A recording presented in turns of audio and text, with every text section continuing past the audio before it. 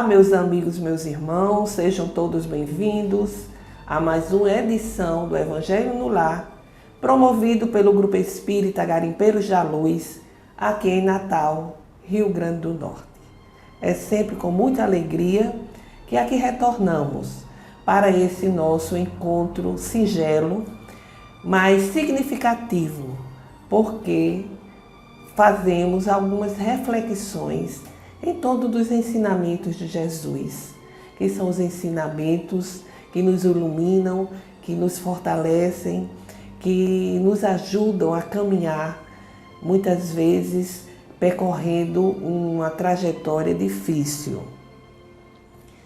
Não esqueçamos a nossa água, que será fluidificada durante o nosso estudo pelos guias espirituais.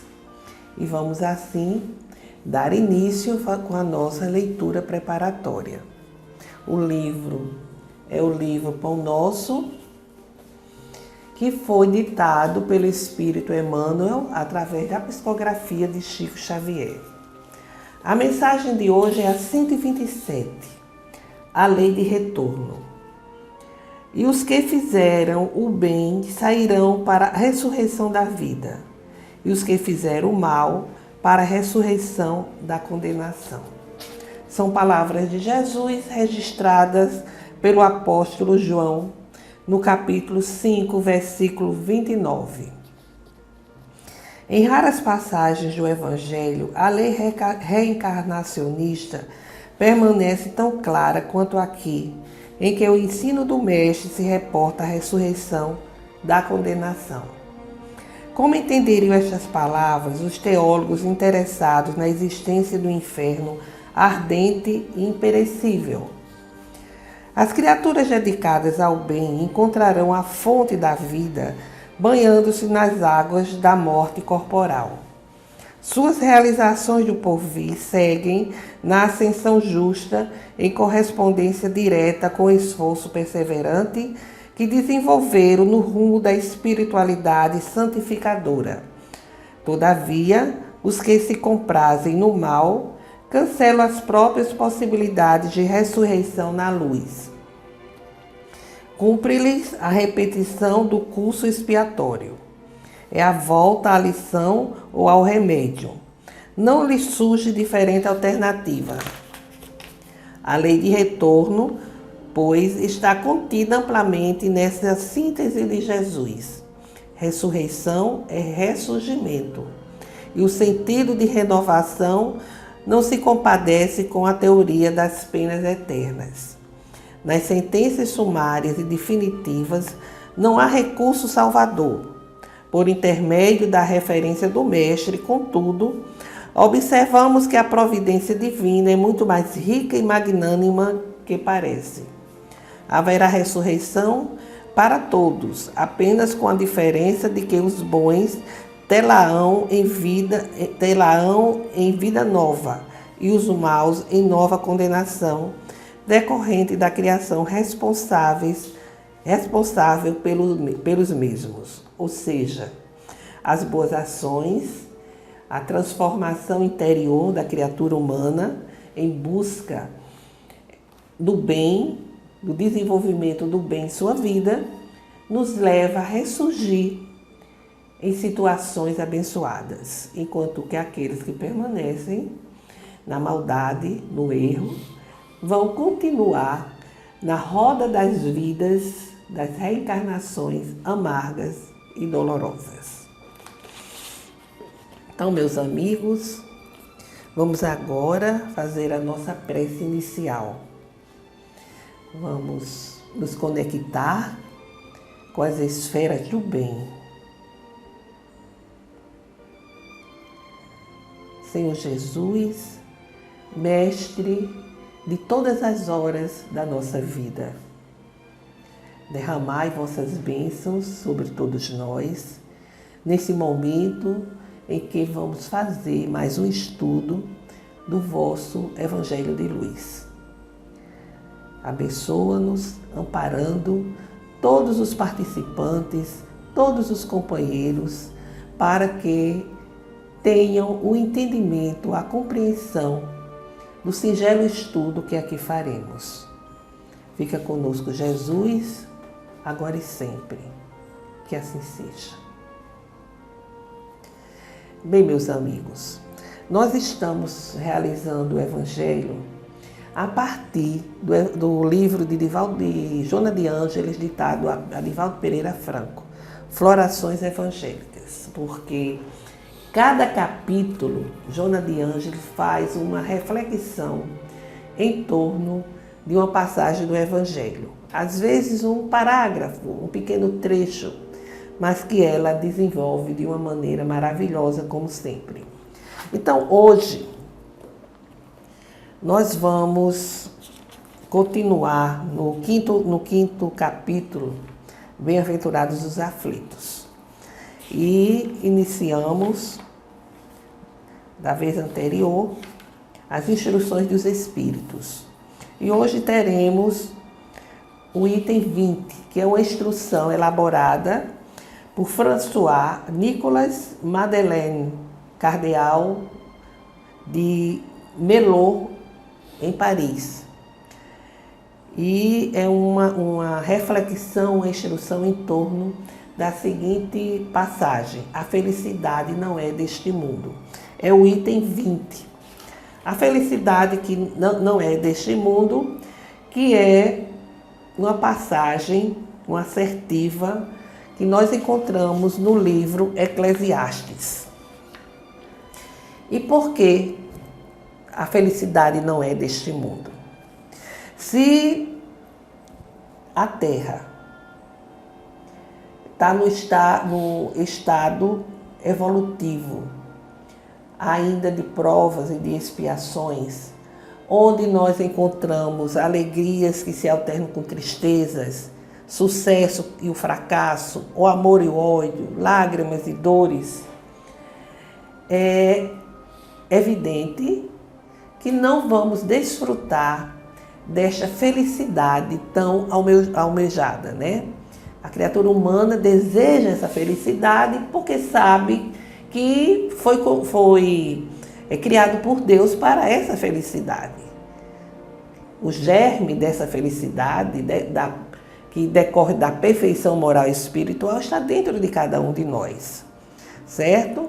Então, o planeta ainda não reúne as condições essenciais, as condições completas para se chegar a essa condição de felicidade. Precisamos ainda trabalhar muito,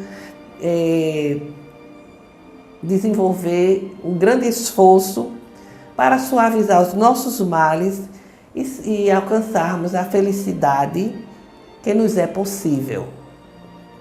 A gente sabe que nem a fortuna, nem o poder, nem a juventude são condições essenciais para a felicidade. Nem mesmo a reunião de todas essas condições. Mesmo que a pessoa tenha fortuna, poder, juventude, isso não assegura que ela se sinta feliz. Quantas vezes a gente vê pessoas nessas condições e que não são felizes. Têm o poder, têm a fortuna, estão em plena juventude e vivenciam situações de amargura, né, de desespero, de falta até de esperança. Quantas situações nós temos conhecimento de irmãos nossos que mergulham na depressão, na ansiedade e até mesmo chegam a buscar nas drogas, na viciação, uma forma de sentir felicidade, essa grande ilusão. Porque se aquela droga dá aqueles momentos, né, de bem-estar, não sei dizer, passa e as consequências são desastrosas.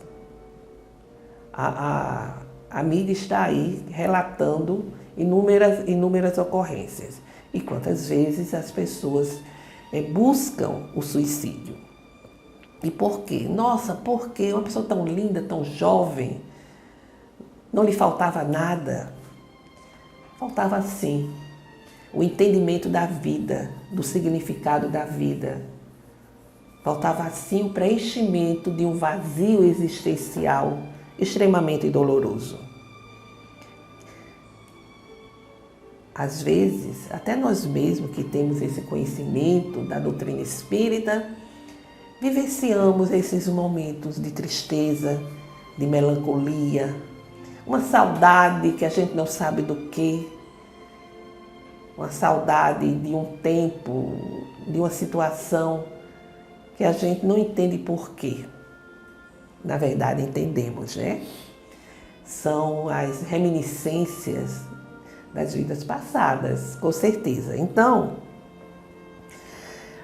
muitas vezes nós pensamos que vamos encontrar felicidade quando resolvermos determinadas questões, resolver problemas, desafios que estamos enfrentando, ou liberar-se de enfermidades e angústia, né?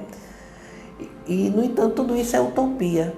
Porque quantas vezes a pessoa passa um período de satisfação, um mês, um ano, enfim, um período. Mas, no entanto, aqueles momentos de amargura, aqueles momentos de problemas, eles chegam. Porque, como a gente já afirmou, essas situações se alternam. Alegrias, tristezas, sorrisos e lágrimas, são situações que se alternam. É uma ilusão, portanto, pensar que a felicidade pode ser conquistada a partir da aquisição material. A aquisição de bens materiais. Às vezes a gente coloca, bem, eu estou precisando para completar a minha vida, casar. Aí casa e descasa porque não deu certo. Eu quero adquirir tal carro, é o meu sonho. Aí compra, é feliz durante algum tempo, depois vem uma lacuna. E por aí a vida vai acontecendo. Porque nada disso mesmo traz a felicidade. É tudo uma utopia. Qualquer que seja a situação pela qual nós passamos, cada um de nós tem a sua parte de trabalho e de miséria, como os espíritos dizem aqui nessa instrução, seu quinhão de sofrimento e decepções. Mas e aí? Como é que pode, então, buscarmos esta felicidade? Já afirmamos que buscamos a felicidade porque fomos destinados a ela.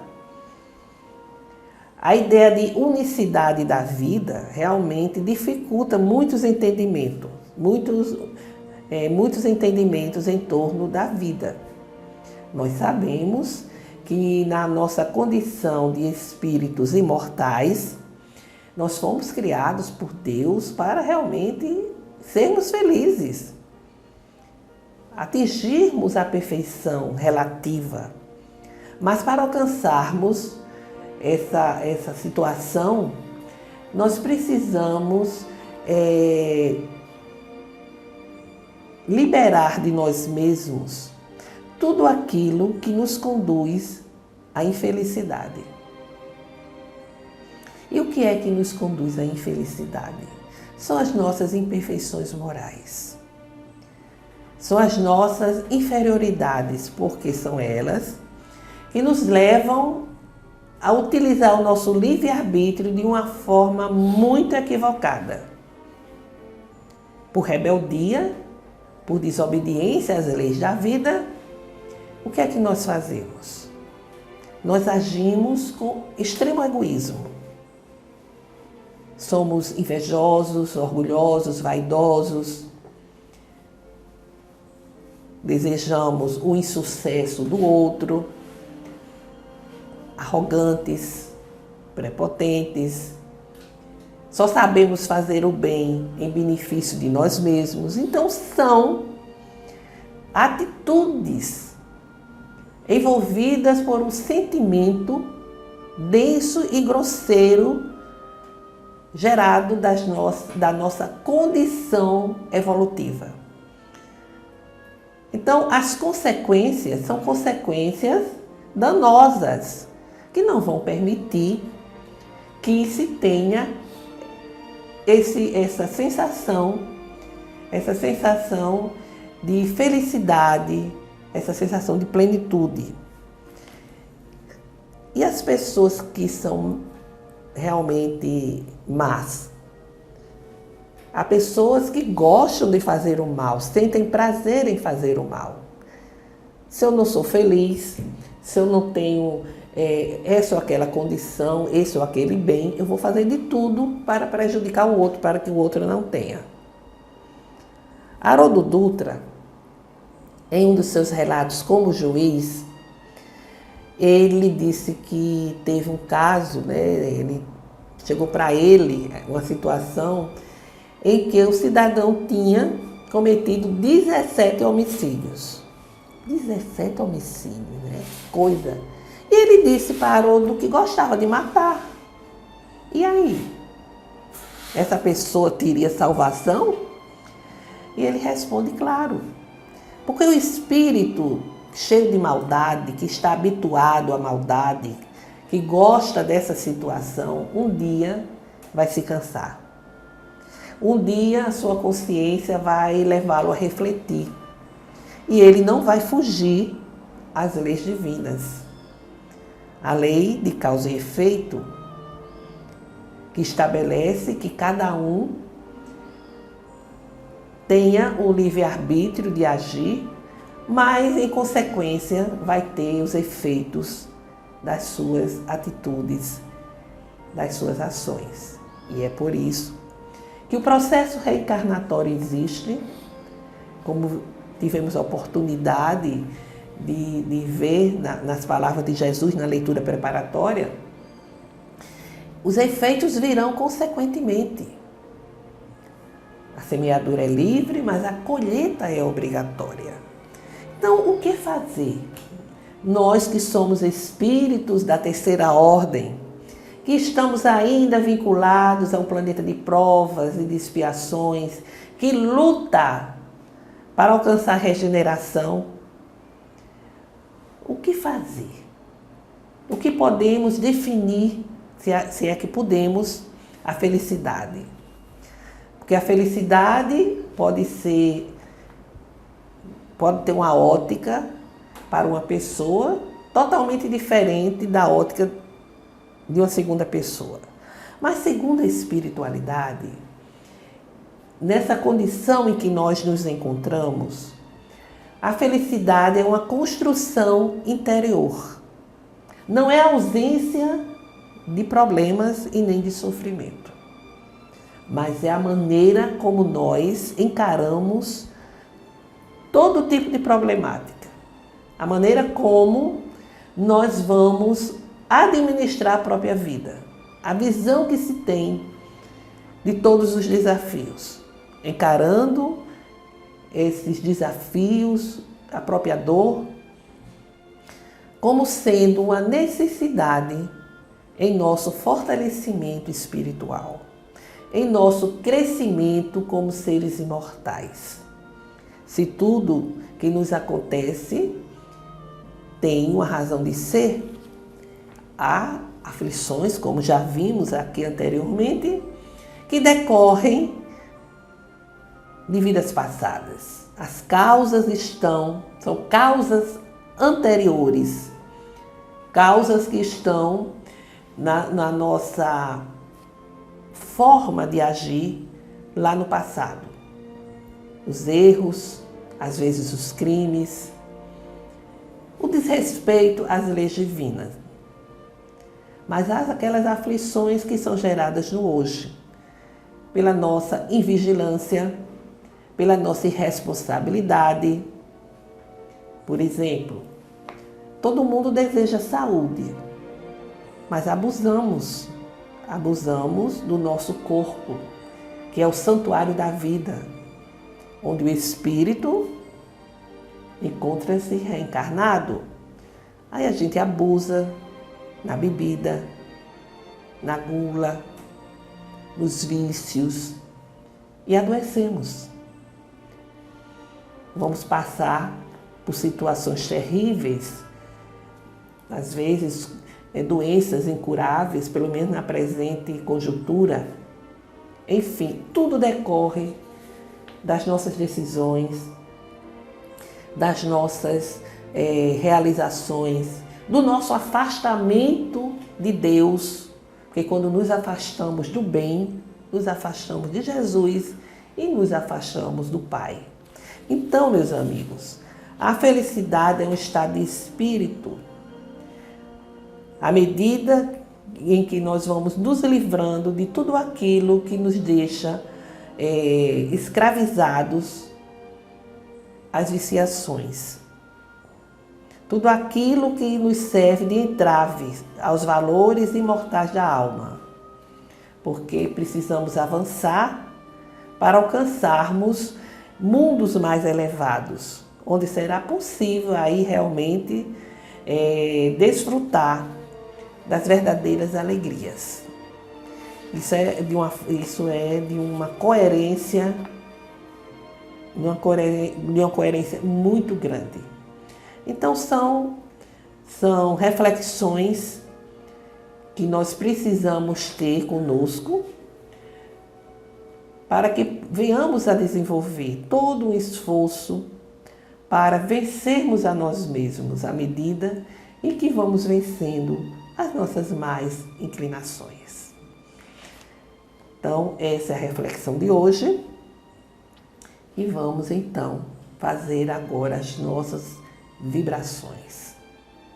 As vibrações que são a emissão de pensamentos, sentimentos de amor, de perdão, de esperança, de saúde e o desejo verdadeiro de que essas nossas vibrações possam chegar até aos nossos irmãos necessitados nos dois planos da vida.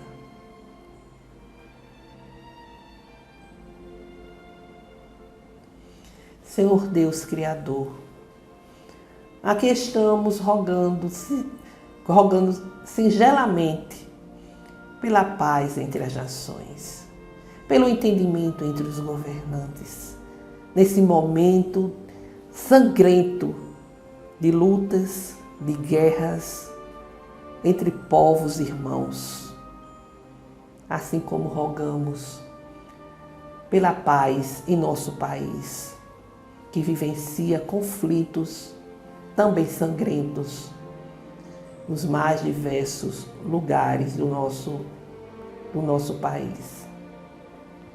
Rogamos, Senhor, pelo fortalecimento da doutrina espírita, para que ela permaneça sintonizada com os ensinamentos da codificação e com o Evangelho do Cristo. Pelo perdão e concórdia junto daqueles que não sintonizam conosco. Rogamos, Senhor, por todos os enfermos que estão nos hospitais, nos asilos, nas casas de repouso, pelas ruas, em seus próprios lares, para que encontrem o lenitivo para suas dores e, se possível, a cura. Rogamos, ó Senhor, por todas as famílias, para que o Evangelho de Jesus chegue aos lares, levando harmonia aos corações. Façamos agora uma breve pausa para que cada um possa apresentar suas rogativas específicas.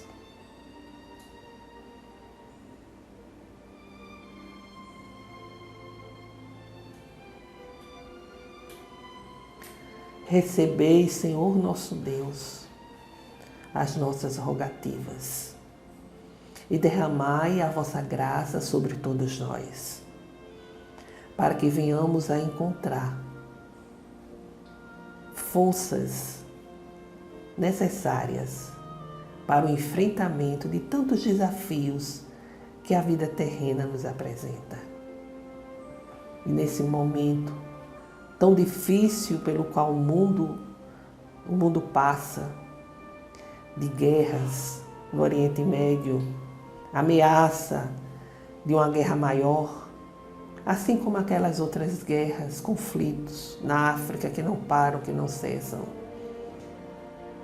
Rogamos por todos esses nossos irmãos, pelo amparo, pelo fortalecimento de todos eles, para que não falte fé e esperança aos corações das vítimas. Tende, portanto, ó Deus, piedade deste mundo, de provas e de expiações.